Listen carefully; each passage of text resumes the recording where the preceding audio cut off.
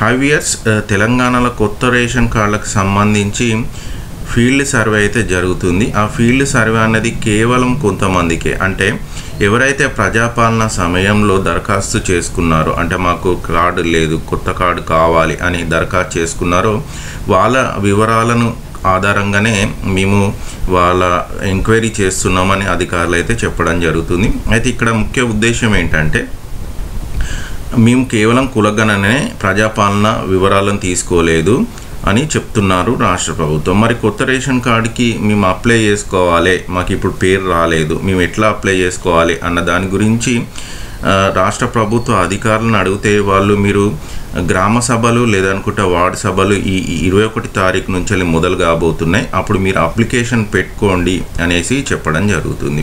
So మరి ఆ application ఎలా పెట్టుకోవాలన్న దాని గురించి వివరంగా ఈ వీడియోలో నేనైతే మీకు చెప్పబోతున్నాను.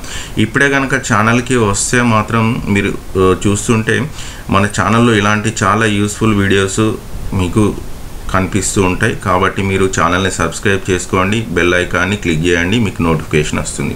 అయితే కొత్త రేషన్ కార్డుకి ఎలా దరఖాస్తు చేసుకోవాలి అన్న దాని గురించి, మీరు ఎలా దరఖాస్తు చేసుకోవాలన్నది నేను మీకు అర్థమయ్యేలాగా నేనే ఒక డాక్యుమెంట్ అంటే ఒక పద్ధతిలో రాయడం జరిగింది. సో ఇలా మీరు రాసిస్తే ఒక తెల్ల పేపర్ మీద మీకు ఇలా కనిపిస్తున్నట్టు రాసి ప్రజాపాలన సమయంలో మీ దగ్గరికి వస్తున్న అధికారులకి సమర్పించండి, అంటే ఇవ్వండి. సో మీరు వాళ్ళకి ఇస్తే మాత్రం మీకు 100% మీ అప్లికేషన్ కన్సిడర్ చేయడం జరుగుతుంది. ఇది రాష్ట్ర ప్రభుత్వం రిలీజ్ చేసిన డాక్యుమెంట్ కాదు, ఇలా రాస్తే బాగుంటుంది మీకు వస్తుందని నేను నా ఛానల్లో చెప్పడం జరుగుతుంది. ఇది ఎలాంటి అఫీషియల్ డాక్యుమెంట్ కాదు, ఇలా రాస్తే బాగుంటుందని ముందే చెప్తున్నాను. సో మీరు ఫస్ట్ హెడ్డింగ్ కొత్త రేషన్ కార్డు కోసం దరఖాస్తు అని పెట్టండి. నెక్స్ట్ వచ్చేసి స్థలం, మీరు ఎక్కడ ఉంటున్నారో కుడి సైడ్ పైన కనిపిస్తుందిగా స్థలం, మీరు ఉండే ప్లేస్ ఎక్కడ ఉంటుందో అక్కడ. నెక్స్ట్ తారీఖు అంటే తేదీ రాయండి. నెక్స్ట్ వచ్చేసి గౌరవనీయులైన కలెక్టర్ గారికి, అంటే మీరు మన ముఖ్యంగా ఒక జిల్లాకి సంబంధించిన అధికారి, అంటే పై అధికారి ఎవరు అని అంటే కలెక్టర్ గారు, కాబట్టి మీరు కలెక్టర్ గారికి ఈ లేఖను రాయడం వల్ల మంచి ప్రయోజనం జరుగుతుంది కాబట్టి కలెక్టర్ గారికి రాయండి. సో మీ జిల్లా పేరుని, నెక్స్ట్ అంటే ఫర్ ఎగ్జాంపుల్ మీరు ఒక్కొక్క జిల్లా ఉంటారు కాబట్టి ఒక్కొక్క జిల్లా, అంటే ఫర్ ఎగ్జాంపుల్ ఖమ్మం, నిర్మల్, సిరిసిల్ల, ఇట్లా మీ కొత్తగూడెం ఏ జిల్లా వాళ్ళు అయితే ఆ జిల్లా పేర్లను అయితే రాయండి. నెక్స్ట్ విషయం అని హెడ్డింగ్ పెట్టేసి కొత్త రేషన్ కార్డు కొరకు దరఖాస్తు అని పెట్టేసేయండి.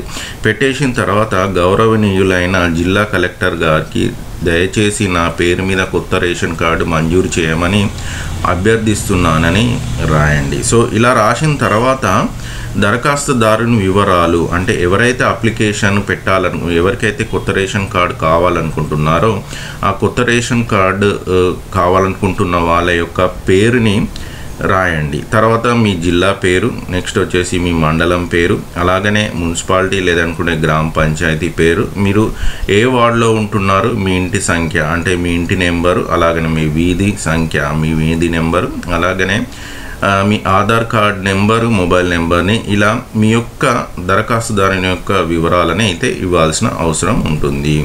సో దీంతోపాటు మీ కుటుంబంలో, అంటే ఒకవేళ మీరు ఇప్పుడే కనుక అప్లై చేస్తే మీ ఫ్యామిలీ మెంబర్స్, మీ కుటుంబంలో మీ భార్య లేదనుకో మీ పిల్లలు ఇలా ఉంటే మాత్రం వాళ్ళ వివరాలను, ఉదాహరణకి క్రమసంఖ్య 1 అన్న కాడ పేరు మీ భార్య పేరు ఉంటే భార్య, దరఖాస్తుదారునితో సంబంధం అంటే భార్య, ఆధార్ కార్డు నెంబర్ మీ భార్యది రాయాల్సిన అవసరం ఉంటుంది. మీ పిల్లలు కనుక ఉంటే మీ పిల్లల యొక్క, అంటే మీ పాప ఉంటే పాప కూతురు అని రాసేసి ఆధార్ కార్డ్ నెంబర్, ఇలా మీ యొక్క కుటుంబ వివరాలను అయితే రాసేసి కింద మీకు ఒకవేళ మీకు సంతకం పెట్టడానికి వస్తుంది అనుకుంటే సంతకం లేకుండా వేలిముద్ర రాసి మీ యొక్క పేరు తేదీ రాసేసి ఈ పద్ధతిలో, ఇది ఒక తెల్ల కాగితం మీద పెన్ తోటి చక్కగా మీకుతో రాయేస్తే రాయండి, లేదనుకుంటే మీకు తెలిసిన వాళ్ళతో కానీ వస్తే కనుక రాసి ఈ గ్రామ సభలు లేదనుకుంటే వార్డు సభలు జరుగుతున్న సమయంలో మీరు ఈ యొక్క అప్లికేషన్ ఫామ్ని, అంటే మీ దరఖాస్తుని